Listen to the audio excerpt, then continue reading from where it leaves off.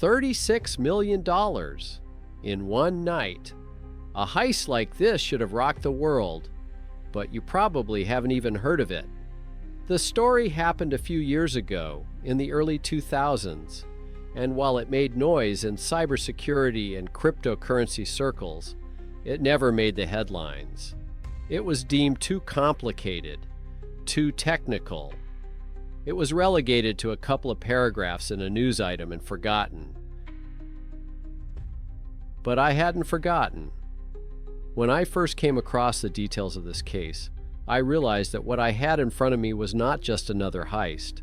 This was the perfect digital heist scenario, executed with such audacity that it seemed like fiction.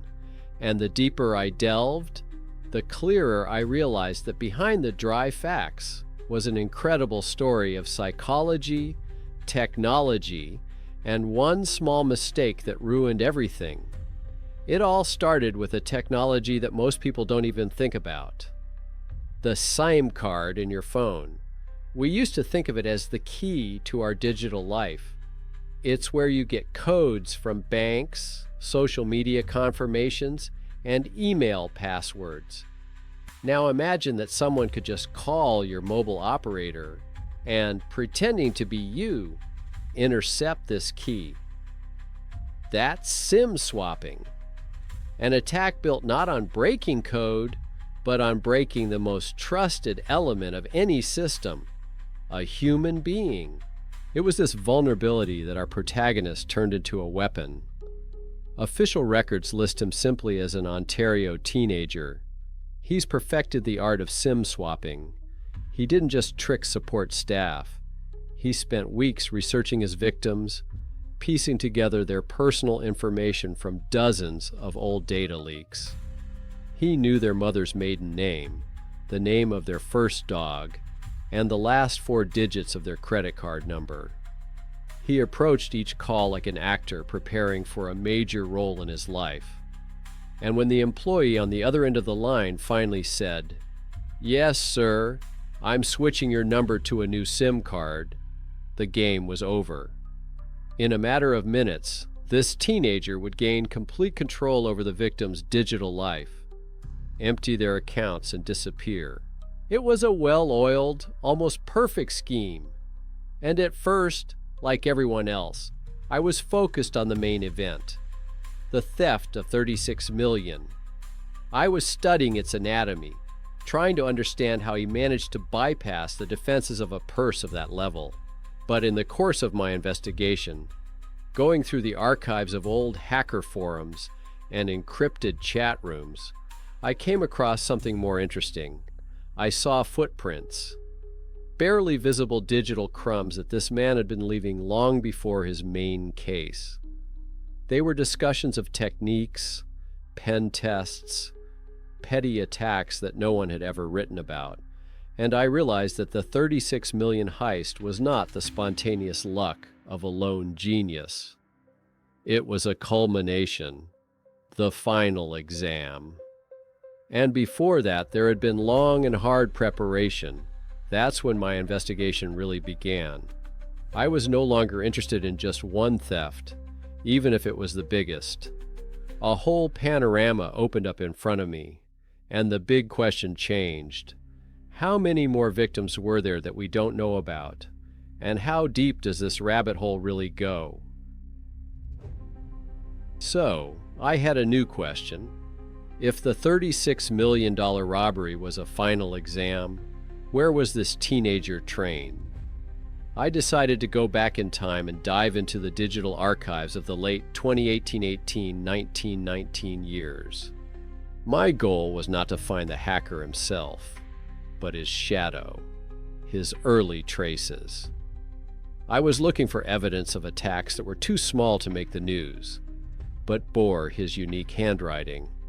It was a hunt in a veritable digital forest, overgrown with dead forums and abandoned chat rooms. My first point was the archive of an old hacker forum that was known for its social engineering section. It was the place where deception theory turned into practice. I spent several nights sifting through hundreds of pages of discussion. I wasn't looking for bragging rights or ready-made instructions. I was looking for questions. A newbie who wants to learn always gives himself away with questions. And I found him. A user with a long-deleted account, whose posts survived only in quotes from other people. He wasn't asking how to hack. His questions were much more subtle. What is AT&T's exact verification protocol if a customer has lost both their phone and passport? Does a basic level support employee have access to a customer's SIM card change history? What code word is most likely to cause an operator to transfer a call to a senior manager? This anonymous guy wasn't studying the technology. He was studying the system. He was looking for cracks not in the code, but in human psychology and corporate guidelines. He dissected the bureaucratic machine to understand which levers to push. It was his MO. And now, knowing him, I started looking for victims. I switched to other archives, gaming forums and old Reddit threads, and the picture started to become clearer. I found a wave of complaints dating back to around the same time. Dozens of users told the same story. Their phone would suddenly lose connection, and an hour later they'd find they'd lost access to their Steam or social media game account with a rare, so-called OG nickname.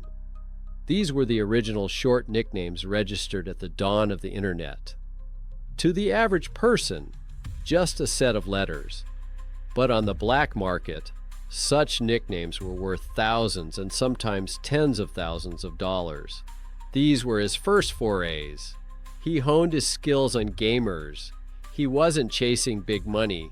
He was practicing the methodology and building up his startup capital. Victims contacted tech support, but they could rarely be helped. For large corporations, these were minor incidents, a statistical error.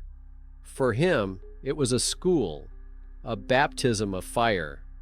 In these complaints, I saw his style.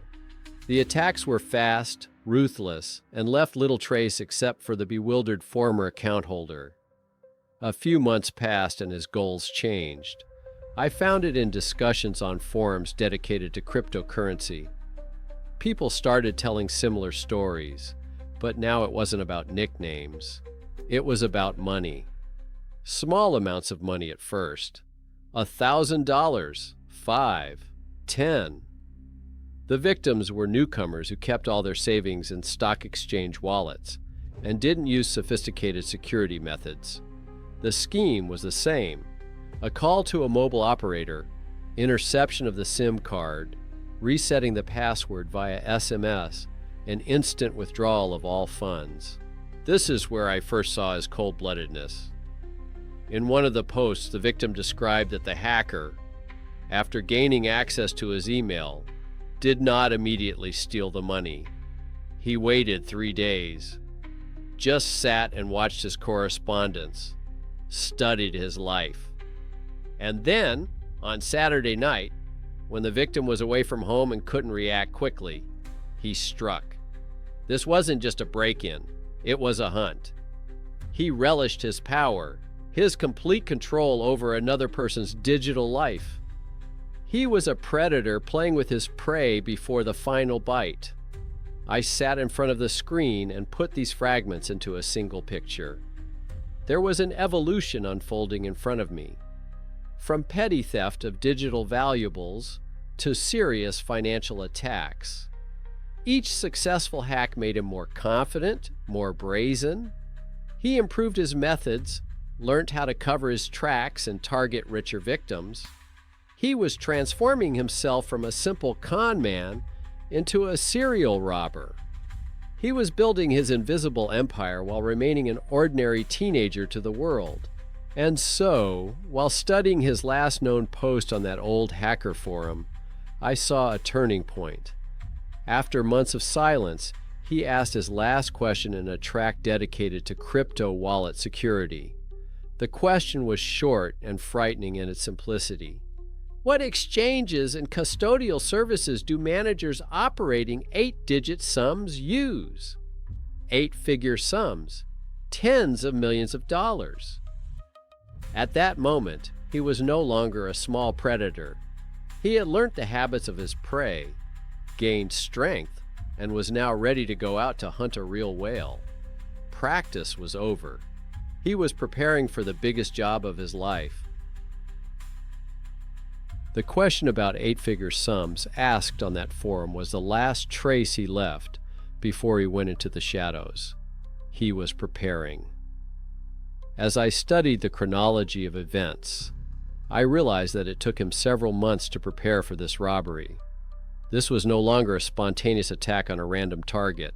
It was a carefully planned operation aimed at a single individual, and my first task was to understand who the target was and why he was a target. I didn't need to know his name. I needed to understand his archetype. By analyzing blockchain transactions and comparing them to data from old crypto communities, I was able to build a portrait of him. The victim was one of the old guard, an early adopter of cryptocurrencies who believed in the technology when a single Bitcoin was worth less than $1. He amassed his fortune not by trading, but by simple patience.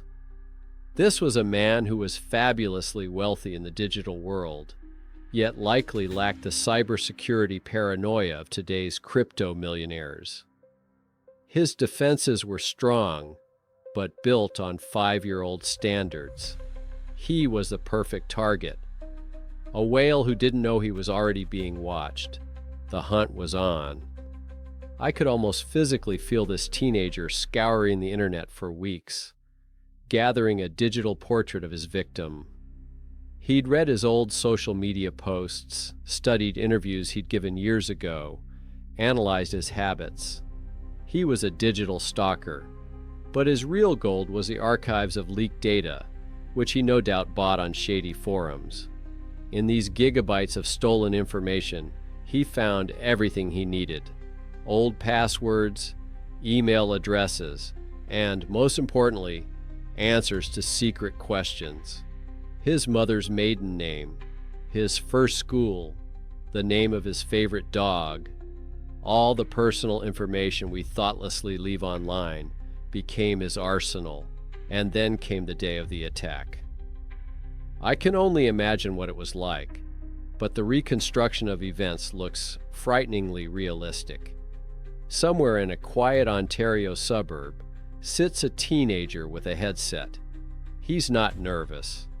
He's as calm as a surgeon before surgery. He dials the customer service number of a mobile operator thousands of kilometers away. On the other end of the line, he is answered by a regular clerk, a tired man on minimum wage who acts strictly according to instructions. The play begins. The teenager speaks confidently and calmly. He is a customer who has lost his phone. He gives his name, address, date of birth. The employee asks him to confirm his identity by asking secret questions. And for every question, he gets an instant and accurate answer. Your mother's maiden name? The answer is ready. The model of your first car? The answer is ready. The support employee doesn't have a shadow of a doubt. The customer has been verified. A teenager asks to switch the number to a new SIM card, which he allegedly just bought. The employee fulfills the request, one click of the mouse. At that moment, the phone of the real owner of the number in the U.S. loses the network, and full control over his digital life passes into the hands of the hacker. A race against the clock begins. Once the victim's old SIM card is switched off, the teenager has only a few hours until he realizes what has happened and takes action. But he doesn't need hours. He needs minutes. He immediately uses his phone number to reset the password to the victim's main email account. The confirmation code comes to him by text message. Once he has access to the mail, he has the keys to everything. He logs into his crypto exchange account, resets the password, goes through two-factor authentication, and sees the balance in front of him: $36 million. he doesn't hesitate for a second. In one move, he transfers the entire amount to a pre-prepared anonymous wallet. The transaction goes into the blockchain. A few minutes later, it receives its first confirmation. That's it. The money is gone. It can no longer be recovered. The heist of the century is complete. The perfect crime. I've learnt this machine down to the wire, and the more I admired it, the more I was troubled by one inconsistency. The theft was a work of social engineering. It was one-man theater. But what happened next, after the money arrived at the wallet, was performed in a completely different style. The funds were not lying around. They were immediately broken down into hundreds of pieces and channeled through a sophisticated network of mixers and anonymous wallets. It was a world-class money laundering operation, conducted with an efficiency and speed only available to the entire financial departments of underground syndicates. This was no longer the theater of one actor. It was the work of an orchestra. That's when I first questioned the lone genius story. The MO was different. The theft was bold and creative. The laundering was cold, mathematical, and soulless. It was the work of two different people, or more likely a man and a system. The question of my investigation changed again. If the teenager was a brilliant thief, who was the equally brilliant banker who legalized his loot? My theory that someone else was behind the teenager seemed logical, but it remained a theory. After the robbery, the trail went cold. The money dissolved into thousands of transactions, and there was no news for over a year. No arrests, no statements. It seemed the crime really was perfect, and the world would never know who was behind this daring attack.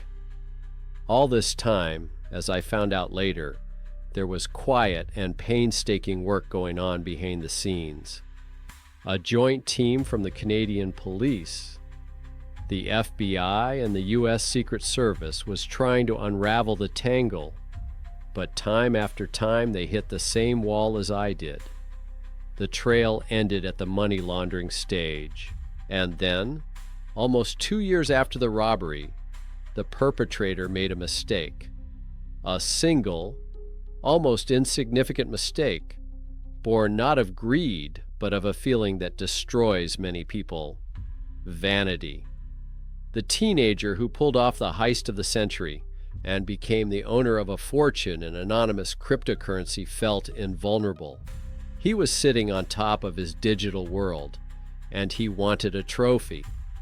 Something that would validate his status not only in his own eyes, but also in the eyes of the tight-knit community he respected.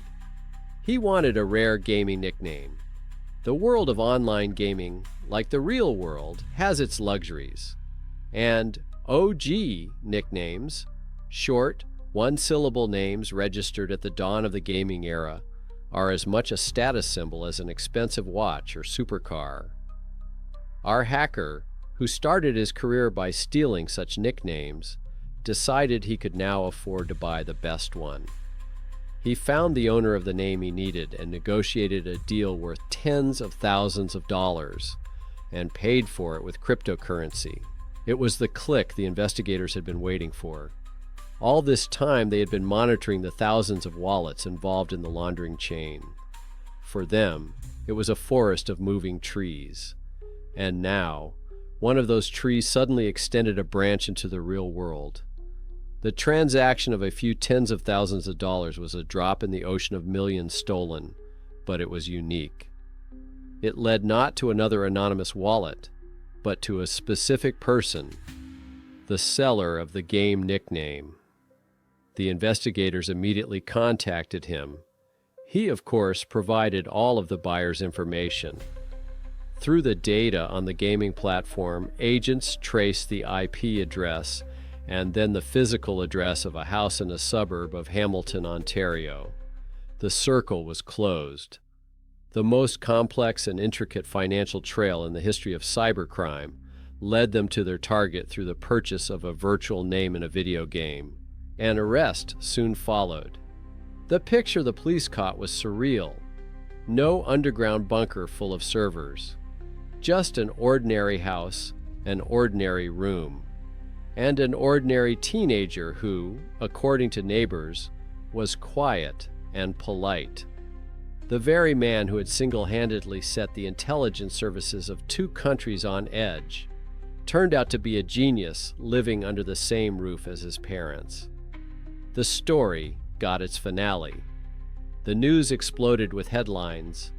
Police arrest teenager who stole 46 million Canadian dollars in cryptocurrency. The official version was plain and simple.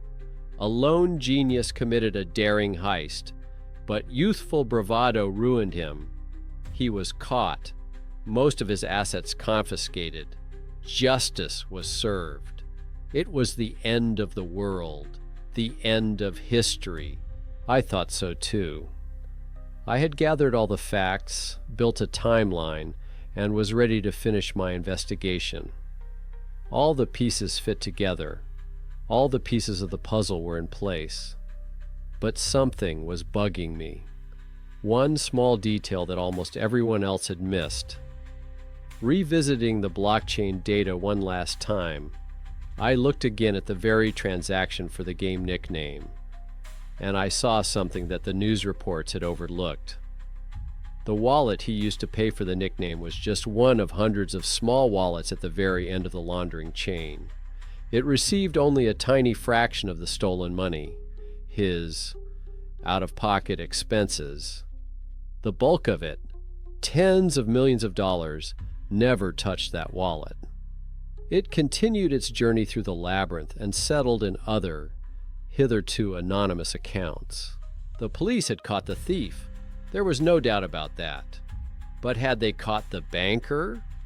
Or was this whole ingenious money laundering operation created by someone else? And then a terrifying thought popped into my head. What if catching him wasn't a failure? What if the organization behind him simply sacrificed its top performer to get away from the real money and the real puppeteers? The question that remained after the case was officially closed was, how could a teenager, no matter how brilliant he was, single-handedly pull off such a sophisticated money laundering operation? I decided to dig in the last remaining direction. The environment. The digital underground that had spawned this hacker.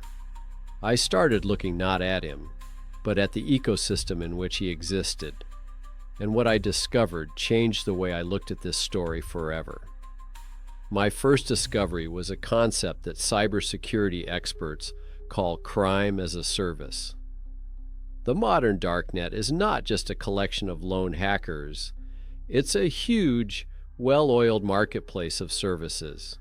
You don't need to be an expert in everything. You can buy a database with personal information about potential victims from a single vendor. You can order a service to screen a specific person from another. And most importantly, you can hire a professional cryptocurrency laundering service that, for a certain percentage, will run your dirty money through thousands of wallets and return it to you clean. This teenager was not operating in a vacuum. He was part of this ecosystem. While researching the case file, I came across a reference to a forum where he was active. On the surface, it's a community for buying and selling rare nicknames, the very ones he started with. But according to many investigations, this forum had long since become a gray area, a veritable exchange for SIM swappers. Users there openly bragged about their successes and exchange methods. It wasn't like the lair of a lone genius. It was like a hobby club for serial burglars. He didn't invent SIM swapping. He simply perfected methods that were already being actively discussed and practiced in this community. And it is likely that he could have obtained his money laundering services there as well. That would explain the difference in handwriting. Creative, artistic hacking and a cold, systematic legalization process. It may indeed have been the work of different people connected through an anonymous platform. The expert opinion I found in specialized cybersecurity reports only reinforce this theory. Analysts from blockchain research companies have repeatedly stated that the effective laundering of amounts over $1 million almost always indicates the involvement of an organized group. Such groups spend years building their networks of fake wallets and establishing channels to move money out into the real world. It would be virtually impossible for a suburban teenager to build such a system on his own from scratch. And this is where the whole picture comes together. This is not a story about a single genius. This is a story about an incredibly talented performer who found himself in the right place at the right time, inside an already existing criminal infrastructure. He was their best field agent, their most daring and successful operator. He was the perfect facade. The romantic tale of a teenage prodigy distracted attention from the systemic, organized nature of the crime. So was he a loner? Officially, yes. The case is closed. The culprit has been found. But the facts point to something else. They paint a picture where the teenager caught is just the visible part of the iceberg. The tip that was turned in or sacrificed when the investigation got too close. His mistake in buying the nickname allowed the system to shed ballast, giving justice to one player, albeit the most valuable, in order to keep the rest of the structure in the shadows. We'll never know the whole truth, but one thing is certain. The police caught the man who committed the robbery, but the real ghost in this story is not him. The real ghost is the faceless, decentralized system that created him, armed him, and is probably still running right now as you watch this video. So, we can move on to the conclusions. My investigation has shown that the era of lone hackers acting out of interest or fame is irrevocably gone. We live in an era of organized, faceless, and highly commercial cybercrime. All your strong passwords are useless if the link that recovers them is vulnerable. All the stories about elusive geniuses are often just a convenient screen for an entire industry. And the idea that it won't happen to me is the main vulnerability that criminals rely on. The modern Darknet is not just a forum. It's an efficient marketplace where your personal information, from your mother's maiden name to your old passwords, is a tradable commodity. And your phone number isn't just a way to get in touch. It's a universal key that can unlock the door to your entire life. Digital identity theft is no longer something out of a spy film. It's a streamlined business where each of us is just a line in a database of potential targets. Remember, in a world where your phone is the key to a bank safe, the only person who can truly protect it is yourself. And now an interactive question for you viewers. Have you or someone you know ever experienced a social engineering hacking attempt? Have you received strange security calls or suspicious texts? Tell your stories in the comments. Your experience may warn others against making the same mistake. Sometimes an honest life story is more powerful than any statistics. And remember the main lesson of this investigation. The biggest vulnerability in a $36 million security system was not complex software code, but the usual tired tech support person on the other end of the line. Be extra vigilant. Install additional security with your mobile operators. Use sophisticated authenticators instead of SMS, and take your phone number as seriously as your passport. Your digital hygiene is your primary defense. As always, you're Mr. Dark Web.